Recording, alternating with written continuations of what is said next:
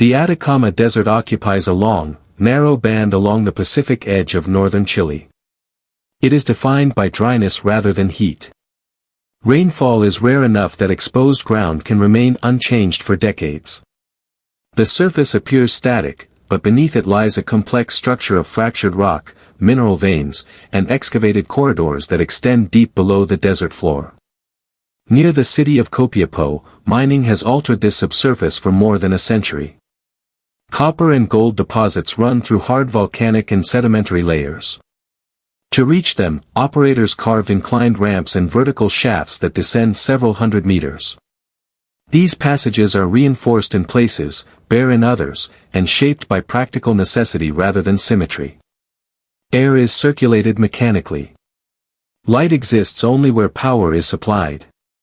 At a depth of approximately 700 meters, conditions differ sharply from those at the surface. Temperatures rise steadily with depth. Natural airflow is limited. Sound carries unevenly, absorbed by rock in some sections and amplified in others. Time is measured by work cycles rather than daylight. For those who labor there, the underground is not a place of threat but of routine. The San José Mine was one of several active operations in this region. It lay about 45 kilometers northwest of Copiapó, set back from major roads, surrounded by low hills of pale stone. From above, it presented little sign of its scale. A small cluster of buildings marked the entrance. Conveyor belts, electrical lines, and access roads connected the surface to what lay below. Before August 2010, the mine functioned as it had for years. Crews descended at the start of shifts, carried out drilling, blasting, and hauling, and returned to the surface when their assigned hours ended. The refuge chambers, mandated by regulation, were stocked but rarely used.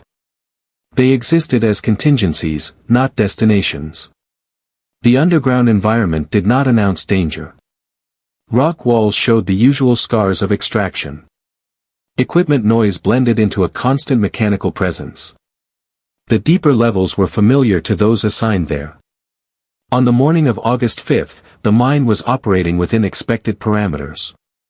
The desert above remained still. Below it, work continued as planned. No event had yet occurred to distinguish that day from others that came before it. The San José Mine was situated in the mineral-rich foothills of the Atacama Desert, approximately 45 kilometers northwest of Copiapó. It operated as a medium-scale copper and gold mine, drawing from ore bodies embedded in fractured volcanic rock. Mining activity at the site dated back several decades, with periods of inactivity followed by reopening under new ownership and revised extraction plans. By 2010, the mine was privately owned and operated by Compañía Minera San Esteban Primera. Its methods were conventional for the region. Ore was accessed through a spiral ramp that descended gradually into the mountain, allowing trucks and machinery to move between levels. Additional shafts and crosscuts branched outward from the main access route, creating a layered network of tunnels. The mine reached depths of more than 700 meters.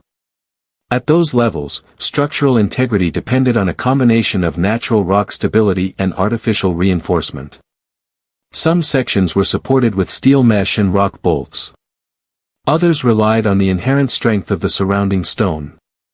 This uneven reinforcement reflected both the mine's long operational history and financial constraints faced by its operators. Safety at San José had been a documented concern prior to 2010. Chilean regulatory records show that the mine had been cited multiple times for safety violations, including inadequate ventilation and unstable rock conditions. In 2007, a fatal accident occurred when a miner died after a rockfall. The mine was temporarily closed and later allowed to reopen following reported improvements. These measures, however, did not eliminate underlying geological risks. Inspections were conducted by the National Geology and Mining Service of Chile. While the mine remained legally operational, concerns persisted regarding its emergency preparedness. Refuge chambers were installed as required by law. These chambers were designed to provide temporary shelter in the event of collapse, stocked with limited food, water, and oxygen supplies. Their intended purpose was short-term survival until contact with the surface could be restored. Daily operations followed established routines. Crews were assigned to specific levels and tasks, including drilling blast holes, loading explosives, reinforcing tunnel walls, and transporting ore to the surface. Shifts were long and physically demanding. The work required familiarity with heavy equipment and an understanding of how rock behaved under stress. The mine's remoteness added another layer of complexity. Access roads were limited. Communication infrastructure was functional but basic. In the event of a serious incident, outside assistance would require time to arrive. These factors were understood by regulators and workers alike, though they were often treated as acceptable risks within the context of regional mining practices. Despite its record, the San José Mine remained in operation because it provided employment in an area where mining was a primary economic activity. Many workers had few alternatives. Experience, rather than formal assurance, shaped their assessment of danger. The underground environment was familiar, and familiarity often reduced the perception of risk. On August 5, 2010, the mine was active at depth. Work was underway in several sections. Equipment was in use. No evacuation order had been issued. The infrastructure functioned as it had on previous days. The conditions that existed, geological, structural, and administrative, were the result of years of accumulated decisions. The mine did not fail because it was abandoned or unknown. It failed while in use, under observation, and within a system that had accepted its limitations. The group later identified as the 33 consisted of men assigned to work the deeper levels of the San José Mine. They ranged in age from early 20s to late 50s. Some had spent most of their working lives underground. Others had joined the mining workforce more recently, drawn by the promise of steady wages in a region where employment options were limited. Their roles varied. Among them were drill operators, mechanics, truck drivers, electricians, and supervisors. Each position carried specific responsibilities that were understood through practice rather than written instruction. Skill was acquired over time, often passed from older workers to younger ones. Formal training existed, but much of the knowledge required to operate safely at depth was informal and situational. Several members of the group had worked at San José for years. They were familiar with its layout, its patterns of sound, and the locations where rock was known to be unstable. Others had experience in different mines across northern Chile. Movement between sites was common in the industry, and workers brought habits and expectations shaped by previous assignments. On August 5, 2010, the men descended as part of a routine shift. Their tasks included drilling and/or extraction near the active production phase. This area was located hundreds of meters below the surface, accessible only by the main ramp. The work zone was not unusual in its configuration. Equipment had been positioned. Ventilation was operating. No immediate hazards had been reported at the start of the shift. The group was not assembled deliberately. They were present because their assigned duties overlapped in time and location. Some were nearing the end of their shift. Others had several hours remaining. Movement between sections occurred as tasks required, but all remained within the lower levels of the mine. Experience influenced how each man understood risk. Minor rockfalls were common in underground mining and were generally treated as manageable events. The mine had endured previous incidents without catastrophic outcomes. This history shaped expectations. The possibility of a complete blockage of the access ramp was considered remote. Personal circumstances differed, though these details were not relevant to the work itself. The mine did not record family status, financial obligations, or future plans as part of operational data. What mattered underground was physical presence, technical ability, and adherence to routine. The men carried standard safety equipment, helmets, lamps, protective clothing. They relied on powered machinery and the mine's infrastructure for light, air, and movement. Communication with the surface was indirect, routed through established systems rather than continuous contact. At the moment before the collapse, the group functioned as a workforce rather than a collective unit. There was no shared anticipation of crisis. Each individual was engaged in his assigned role, within a system that had operated in similar fashion on many prior occasions. What united them was not preparation for survival, but coincidence of location. Their proximity in the lower levels would later determine who was trapped and who escaped. Those working closer to the surface were able to withdraw. Those deeper inside were not. The number 33 had no significance at the time. It was not counted or remarked upon. It would only gain meaning after contact with the surface was lost. The rockfall occurred on August 5, 2010, during the afternoon hours. Its precise initiation point was within the upper sections of the mine, along the main access ramp that connected the deeper levels to the surface. This ramp was the primary route for vehicles, personnel, and ventilation. Its integrity was critical to all operations below. Geological conditions in the area included fractured rock and fault lines that had developed over long periods. Stress accumulated as material was removed from surrounding sections. When failure occurred, it did not take the form of a single, clean break. Instead, a large mass of rock detached and collapsed into the ramp, followed by additional material shifting into the newly opened space. The immediate effect was the obstruction of the main access route. Dust and debris traveled downward through connected tunnels.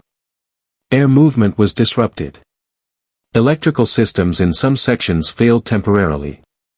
Those working at depth became aware of the event through sound and vibration rather than sight. Attempts were made to assess the situation from below. Equipment could not pass the blockage. The ramp was filled with rock and debris over a length of several meters. The volume involved exceeded what could be cleared with the tools available underground. The collapse also damaged auxiliary escape routes, either directly or through secondary rock movement. Communication with the surface ceased. Fixed-line systems were disabled by the collapse. Radio signals could not pass through the intervening rock. The men below had no means of determining the extent of the damage above them. They could not know whether the surface facilities were intact or whether the collapse had been detected. At this point, isolation became unavoidable. The depth at which the group was located prevented ascent by any alternate path. The mine's design did not include redundant access routes capable of bypassing the affected area. What had functioned as a workplace became a closed environment. The decision to move toward the emergency refuge was made in accordance with established safety protocols. The refuge chamber was located at a known distance from the work area and was intended to provide shelter in the event of collapse. It was not designed for long-term habitation, but it offered the only environment with secured air and limited supplies. Movement through the tunnels was slowed by debris and poor visibility. Headlamps provided narrow fields of light. The air was heavy with dust. The group gathered as they proceeded, accounting for those present. No fatalities occurred at the moment of collapse among the 33. This outcome was the result of timing and location rather than design. Once inside the refuge chamber, the men assessed their situation based on what they could observe. The access ramp was blocked. Communication was absent. The duration of isolation was unknown. The chamber door was closed to stabilize the environment inside. The point of no return had been reached without ceremony. There was no moment of announcement. The transition from labor to survival occurred through circumstance, governed by physical barriers rather than choice. The emergency refuge chamber was a reinforced room carved into the rock near one of the lower levels of the San José Mine. Its location was known to those who worked at depth, though few had ever entered it except during inspections or drills. It was designed to withstand localized collapse and to provide a temporary sealed environment if escape routes were cut off. The chamber measured only a few meters across. Its walls were lined with steel panels anchored into the surrounding stone. A heavy door could be secured from the inside. Ventilation was passive rather than active, relying on the limited exchange of air through connected shafts until those passages were blocked or compromised. Lighting was minimal and dependent on stored power. Inside the refuge were emergency supplies. These included small quantities of canned food, crackers, powdered milk, and water stored in plastic containers. The provisions were calculated to sustain a limited number of people for a short duration, under the assumption that rescue or re-establishment of access would occur within days. The presence of 33 men exceeded the design capacity of the space. Initial actions focused on accounting for resources. Food and water were counted and divided. Rationing was implemented immediately. Each man received a small portion per day, measured carefully to extend the available supplies. Consumption was reduced to the minimum required to maintain physical function. This practice is documented in post-rescue accounts and medical evaluations. Water management was critical. The stored water was supplemented by moisture collected from the mine environment. Condensation formed on tunnel walls due to temperature differences between rock and air. This moisture was gathered using cloth and containers where possible. The quantities obtained were small but contributed to survival. Leadership emerged through practical necessity rather than formal designation. One of the miners, who had prior experience coordinating crews, assumed responsibility for organizing routines and enforcing rationing. Decisions were discussed among the group, but adherence to structure was maintained to prevent disorder. This arrangement is consistently reported in survivor testimonies. Daily routines were established to impose order on an otherwise unstructured environment. Sleep periods were assigned. Tasks such as cleaning the chamber, managing waste, and monitoring health were rotated. Time was tracked using improvised methods, including counting meals and rest cycles. Without natural light, maintaining a sense of day and night required deliberate effort. The physical environment imposed continuous strain. Temperatures in the refuge rose above 30 degrees Celsius. Humidity increased as bodies and limited airflow added moisture to the air. Sweat did not evaporate easily. Clothing remained damp. These conditions contributed to fatigue and skin infections, which were later documented by medical teams. Sanitation posed a significant challenge. No toilet facilities existed within the chamber. Waste was managed using containers and isolated areas of the tunnel system, as far from the living space as possible. Efforts were made to minimize contamination and odor, but complete separation was impossible. Hygiene practices were limited by water scarcity. Medical issues arose gradually. Minor injuries from the collapse required attention without proper equipment. Pre-existing conditions, such as diabetes and respiratory problems, had to be managed with limited medication. Food rationing affected blood sugar levels and overall strength. Weight loss occurred steadily among all members of the group. Psychological pressure was present but managed through routine and mutual observation. Confined space, darkness, and uncertainty exerted continuous influence. According to documented accounts, overt panic was limited. This has been attributed to the structured environment and the shared understanding that cooperation was essential. Efforts were made to establish contact with the surface. The men listened for sounds of drilling or movement. At intervals, they attempted to reach areas where communication equipment might still function, though these efforts were constrained by the blockage. For many days, no confirmation of outside awareness was available. After approximately 17 days, a drilling probe from the surface reached the refuge area. This event is fully documented.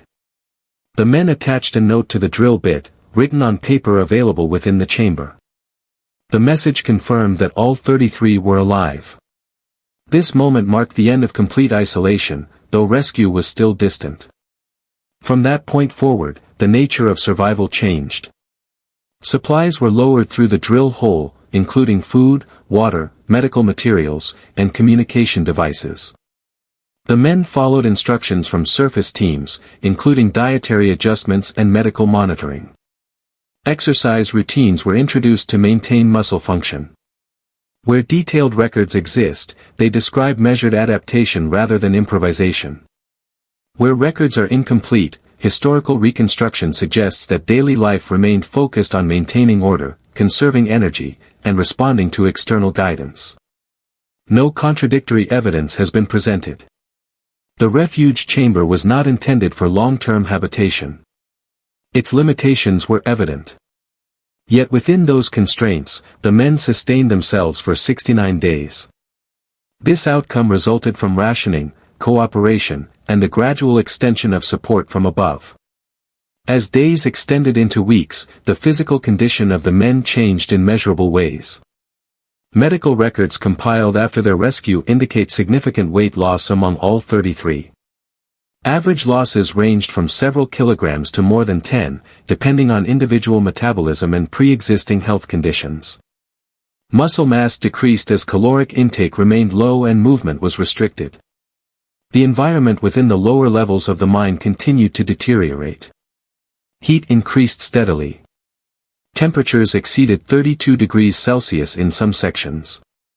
Ventilation remained limited despite efforts from the surface to improve airflow through drilled shafts. Humidity remained high, contributing to dehydration and discomfort. These conditions were not uniform, varying slightly depending on proximity to air circulation points. Psychological strain was present throughout this period. Uncertainty regarding the timeline of rescue persisted even after contact was established. Drilling operations on the surface were complex and subject to delays caused by equipment failure and geological instability. Several early drilling attempts failed to reach the refuge chamber or were abandoned due to deviation or collapse. These failures were communicated to the men underground in controlled terms, according to official accounts. The awareness of risk increased as the duration of entrapment became clear. The mine remained unstable. Secondary collapses occurred in upper sections, though none directly impacted the refuge chamber. Each reported event reinforced the understanding that rescue was not guaranteed. Health management became more structured after surface teams provided guidance. Medical personnel monitored vital signs through reports sent via communication lines. Diets were adjusted to reintroduce calories gradually, in order to prevent metabolic shock. The men followed prescribed routines with limited deviation. This discipline was documented by both Chilean authorities and international observers. Sleep patterns remained irregular. Artificial lighting was rationed to conserve power. Noise from drilling operations above was intermittent, sometimes audible, sometimes absent for long periods. The absence of sound was often more difficult to interpret than its presence, as it provided no information about progress. No deaths occurred during this phase. This outcome contrasts with many historical mining entrapments and is supported by complete medical and operational records. However, the risk of serious illness increased as time passed. Fungal infections, dental problems, and gastrointestinal issues were reported after rescue and attributed to prolonged confinement. The men were aware that multiple rescue strategies were being pursued simultaneously. These included drilling larger diameter shafts capable of extracting individuals one at a time. The technical challenges of maintaining alignment over hundreds of meters of rock were significant. Progress was measured in centimeters per hour. During this period, the distinction between survival and rescue blurred. The men were no longer entirely self-sufficient, yet they remained physically confined. Their role shifted toward endurance and compliance with externally imposed routines.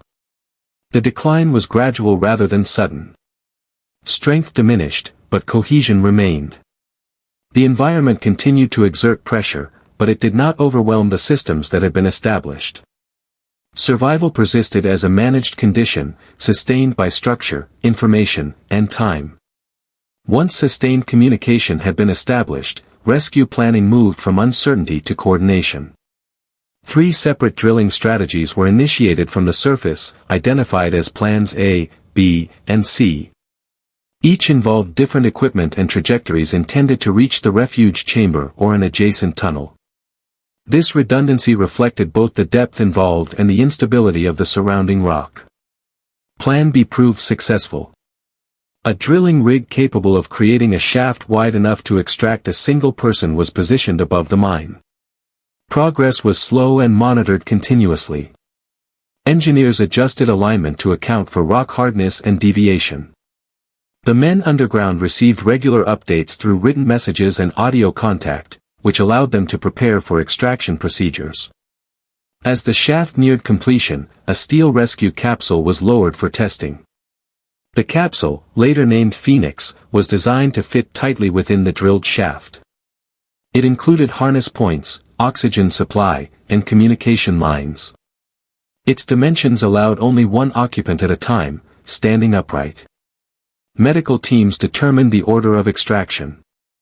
Priority was given to those whose health required earlier attention, as well as individuals whose skills were needed on the surface to assist in coordinating subsequent rescues. This sequence was documented and followed without deviation. The first extraction occurred on October 13, 2010.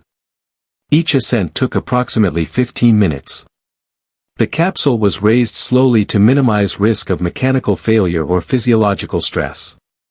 Upon reaching the surface, each man underwent immediate medical evaluation before being transferred for further observation. The process continued over the course of approximately 24 hours. All 33 men were brought to the surface alive. No fatalities occurred during extraction. This outcome was confirmed by Chilean authorities and observed by international media and rescue specialists. The mine remained closed during and after the operation. Investigations into the cause of the collapse and the mine's safety practices followed. These inquiries produced detailed reports and recommendations, some of which informed subsequent regulatory changes. The extraction marked the end of physical confinement but not the end of medical or administrative processes. The men were hospitalized briefly, then released under continued monitoring. Long-term health effects varied, though no immediate life-threatening conditions were reported at the time of rescue. The rescue was conducted without haste. Each stage was deliberate, measured, and recorded. The operation concluded as planned, with all individuals accounted for. The period of confinement lasted 69 days, from August 5 to October 13, 2010. This duration is confirmed by operational records and medical documentation. Throughout that time, 33 men remained underground at a depth of approximately 700 meters. Their survival without loss of life is fully documented and remains uncommon in the history of mining accidents. The San José Mine did not reopen. Its closure followed investigations that examined geological conditions, operational decisions, and regulatory oversight. Reports identified structural instability and deficiencies in safety management. These findings contributed to renewed scrutiny of mining practices in Chile and beyond. The event altered established assumptions about the limits of survival underground. It demonstrated that extended confinement could be endured under certain conditions, given access to basic resources, disciplined organization, and sustained external support. It also highlighted the consequences of operating in environments where known risks are managed rather than resolved. From a historical perspective, the incident occupies a distinct place. It was not the deepest entrapment, nor the longest by duration, but it was among the most thoroughly observed and recorded. The presence of complete survival data, medical records, and engineering documentation distinguishes it from earlier cases. The men returned to the surface individually, but the event is remembered collectively. Their experience does not suggest heroism or exception. It reflects the outcome of accumulated decisions, environmental factors, and technical intervention. The mine remains part of the Atacama landscape, altered by excavation and closure. Above it, the desert continues unchanged. Below, the tunnels persist in darkness. The 69 days passed without reversal, leaving a record of endurance defined not by narrative, but by fact.